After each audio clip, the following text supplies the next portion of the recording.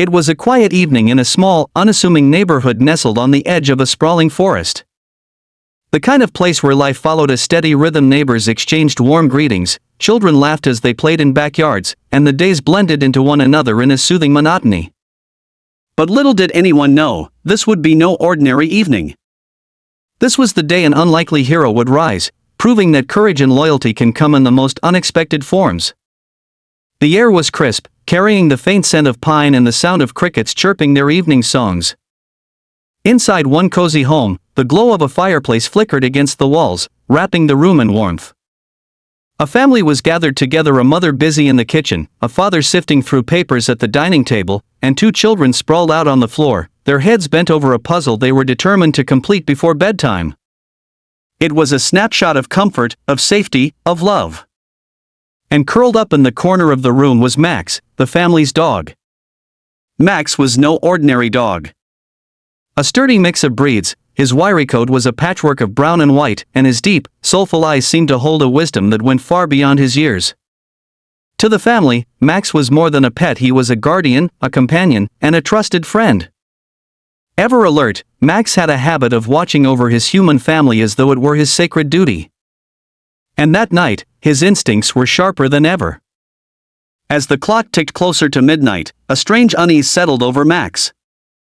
He lifted his head, his ears twitching toward sounds that no one else could hear. The faint rustle of leaves outside, the low groan of wind pushing against the windows, things the humans dismissed as ordinary. But Max knew better. He stood up, his body tense, his nose quivering as he sniffed the air. Something wasn't right. The family didn't notice at first. The children were too busy laughing over their puzzle, the father was lost in his work, and the mother hummed softly to herself as she tidied the kitchen. It wasn't until Max let out a low, guttural growl that the father finally looked up. "What is it, boy?" he asked, his voice a mix of curiosity and concern. Max didn't respond with the wag of a tail or a playful bark as he usually would. Instead, he padded to the door, his nails clicking against the hardwood floor, and stared intently at the handle. The father furrowed his brow, setting his papers aside. "What's gotten into him?" he muttered. The mother glanced over from the kitchen. "Maybe he just wants to go out," she suggested. But even as she said it, she noticed the unusual tension in Max's stance. The children had stopped laughing now, their eyes wide as they watched the dog. "Is something wrong, Max?" one of them asked softly. Max let out another growl, this one louder, more urgent. He pawed at the door and then turned back to the family, his eyes pleading. It was as though he were trying to say, "Come. Now." The father hesitated for only a moment before standing. He reached for the door, but as soon as his hand touched the knob, Max barked sharply, startling everyone. It wasn't a bark of anger but of warning. The father froze, his heart beginning to race. He glanced at his wife, who had moved closer, clutching a dish towel in her hands. "Maybe we should see what's going on," she said, her voice tight. They unlocked the door cautiously, and the chill of the night air swept into the house. Max bolted outside, his movements quick and purposeful. The family followed, stepping onto the porch and into the darkness. The forest loomed in the distance, its shadow stretching long and ominous under the pale light of the moon. Max stopped at the edge of the yard, his nose to the ground, sniffing furiously. "What is it, boy?" The father called again, but Max didn't look back. Instead, he started moving toward the forest, his body low and his ears pinned back. It was clear now that he was tracking something, though what it was, they couldn't yet see. The father grabbed a flashlight from the shelf by the door, and the beam of light cut through the darkness as they followed Max. The forest was eerily silent, the kind of quiet that makes your skin prickle. Even the usual chorus of nocturnal creatures had gone still. Max led them deeper, his movements urgent yet deliberate. The family exchanged nervous glances, the children clutching their mother's hands as they walked. "Maybe we should go back," she whispered, but the father shook his head. "Max wouldn't lead us out here for no reason," he said, though his voice betrayed his uncertainty. Just as the doubt began to creep in, Max stopped abruptly. He stood frozen, his body rigid as a low growl rumbled from his throat. The flashlight beam swept ahead, illuminating what lay before them, and that's when they saw it. At first, it wasn't clear what they were looking at. A strange mound of earth disturbed, branches broken and scattered, as though something or someone had been there recently. And then came the sound. A faint, muffled cry, barely audible but unmistakable. It was the sound of someone in distress. The mother gasped, her hand flying to her mouth. "Did you hear that?" she whispered. The father nodded, his grip tightening on the flashlight. "Stay here," he instructed, but Max had other plans. The dog lunged forward, his growl turning into a bark as he began to dig furiously at the ground. The cries grew louder now, more desperate. The family stood frozen, their hearts pounding, as Max's paws worked tirelessly. Whatever was hidden beneath the earth, Max was determined to uncover it. And then, with one final swipe, he stopped. He looked back at the family, his eyes wide and urgent, before letting out a bark that seemed to say, "Come. Look." What they found in that moment would change their lives forever. But for now, all they could do was stare, their breath caught in their throats, as the mystery before them began to unfold. The beam of the flashlight trembled slightly in the father's hand as he knelt down beside Max. The children clung tightly to their mother, their eyes darting between their parents and the hole Max had uncovered. The muffled cries were louder now, raw and full of anguish, and they sent chills racing down everyone's spine. The father reached into the hole cautiously, his fingers brushing against something unexpected, soft, but cold. He recoiled slightly, his breath catching. Then, summoning his courage, he cleared away more of the dirt and debris. At first, it was hard to make out what they were looking at. The flashlight revealed a flash of fabric, a tattered and dirt-streaked cloth clinging to what appeared to be a small, trembling figure.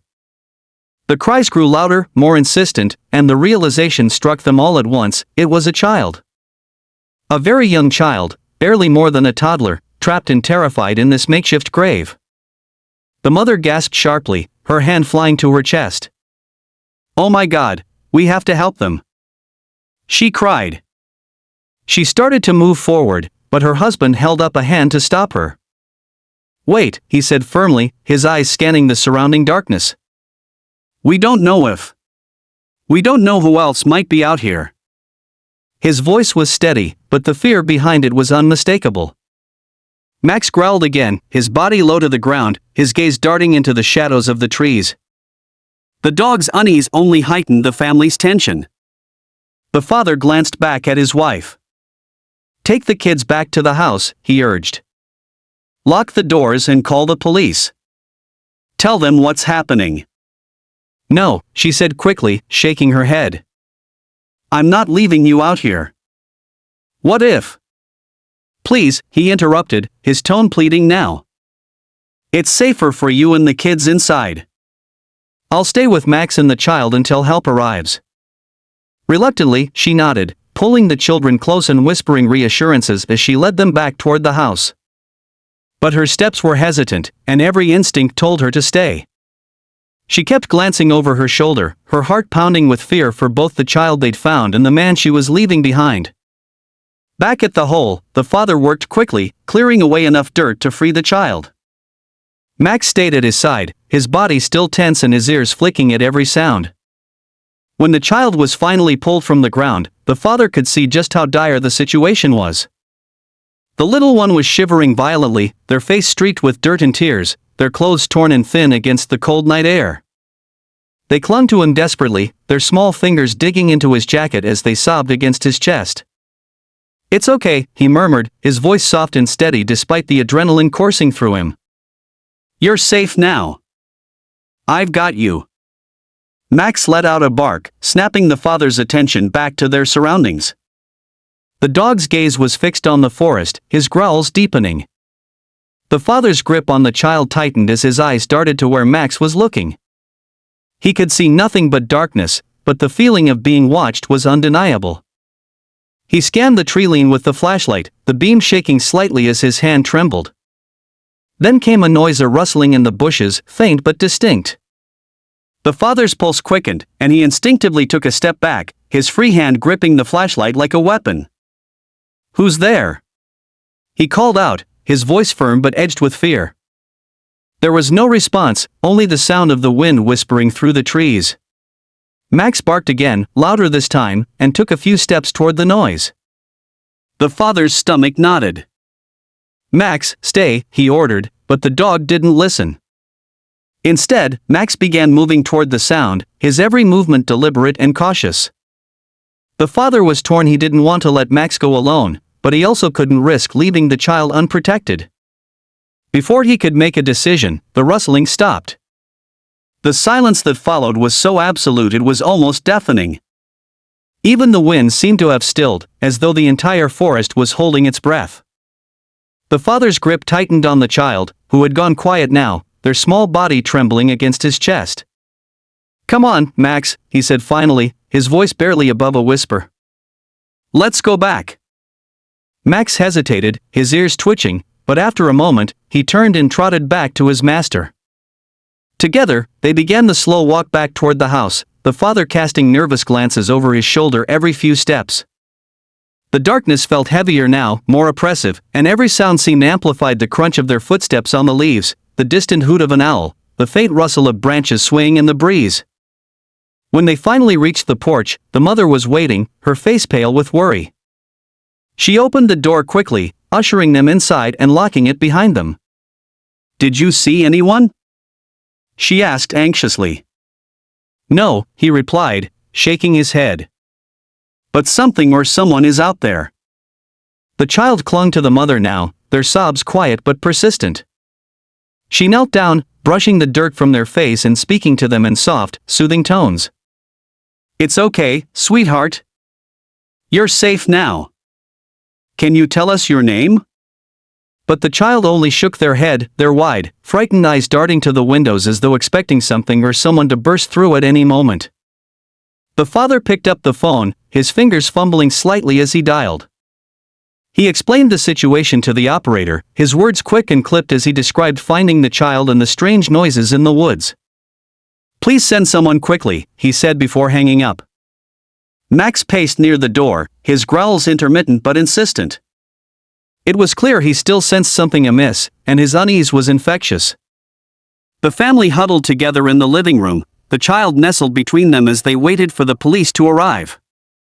Every creak of the house, every gust of wind against the windows made them jump. The minutes felt like hours, and the tension in the room was palpable. The mother stroked the child's hair gently, trying to calm them, but her own fear was evident in the way her hands trembled. The father kept the flashlight within reach, his eyes fixed on the door, while Max stood guard, his body rigid and ready. Outside, the forest loomed, silent and watchful. Whatever secrets it held, they weren't ready to reveal themselves just yet. And as the family sat in their small circle of light and warmth, the sense that this night was far from over hung heavy in the air. Something was coming. And Max, their loyal protector, was ready. The distant sound of sirens cutting through the night air brought a wave of relief to the family. The father exhaled a breath he hadn't realized he was holding, while the mother whispered reassurances to the trembling child still clinging to her side. Max remained by the door, his sharp ears twitching, his gaze fixed on the darkened windows. Despite the promise of help approaching, his unease hadn't wavered. If anything, he seemed more alert than ever. When the flashing red and blue lights painted the walls of their living room, the father rushed to open the door. Two officers stepped inside, their calm, professional demeanor providing a much-needed sense of control. The family quickly recounted the night's events: the cries in the forest, the child buried in the dirt, and the unsettling noises that had followed them back. The officers exchanged glances before one knelt in front of the child. "Hey there, little one," he said gently. "You're safe now. Can you tell us what happened?" The child remained silent, their wide eyes darting between the officer and the door. It was as if they were afraid that speaking would summon whatever they had been running from. The officer gave a reassuring smile and turned to the father. "We'll need to check the area where you found them," he said. "Can you show us?" The father hesitated, glancing at Max, who let out a low growl. "I'll come," he said, his voice firm, "but Max comes with us. He'll know if something's out there." The officer looked at the dog and nodded. "Fair enough," he said. "Let's move quickly." As the group stepped back into the cold night, Max immediately took the lead, his nose low to the ground and his body tense. The officers followed closely, their flashlights cutting through the darkness, while Father stayed just behind them, his heart pounding with every step. The forest seemed even more ominous now, its shadows deeper, its silence heavier. When they reached a disturbed patch of earth, one of officers knelt to examine it. "This was deliberate," he muttered, running his hand over soil. "Someone tried to hide child here." Max growled again, his body rigid as he stared into the forest. The officer looked up sharply. "What is it, boy?" he asked, but Max didn't respond. Instead, he began barking furiously, his eyes locked on a cluster of trees just beyond the clearing. The father felt the hair on the back of his neck rise. "There's something there," he whispered. The officers raised their flashlights, the beams sweeping across the trees. At first, there was nothing but the empty forest, the branches swaying gently in the wind. Then, just as they were about to move on, the light caught a figure half hidden behind a tree, their face obscured by the shadows. "Freeze!" one of the officers shouted, drawing his weapon. "Step out where we can see you." The figure hesitated, then slowly emerged from the shadows. It was a man, his clothes disheveled, his face pale and gaunt. His eyes darted wildly between the officers and Max, who was now barking so fiercely it seemed as though he might lunge at any moment. The father's stomach churned as he took in the man's appearance. There was something deeply unsettling about him, something that made every instinct scream to get away. One of the officers stepped forward cautiously. "Who are you?" he demanded. "What are you doing out here?" The man didn't answer. Instead, he turned and bolted into the woods. "Stop!" the officer shouted, but the man was fast, weaving through the trees with an agility that was almost unnatural. The officers took off after him, their flashlights bouncing wildly as they disappeared into the darkness. The father stood frozen, his pulse racing, unsure whether to follow or stay put. Max, however, made the decision for him. The dog sprinted after the man, his growls echoing through the trees. "Max!" the father shouted, but it was no use. Max was gone, his figure swallowed by the forest. The father hesitated only a moment before running after them, his flashlight barely cutting through the oppressive darkness. He could hear the sounds of the chase ahead, the man crashing through the underbrush, the officers shouting, and Max barking furiously. His chest burned as he pushed himself to keep up, his heart pounding so loudly it seemed to drown out all other sounds. Then, suddenly, everything went silent. The father skidded to a stop, his flashlight shaking in his hand. "Max?" he called, his voice hoarse. "Max!" A rustling sound to his left made him spin around.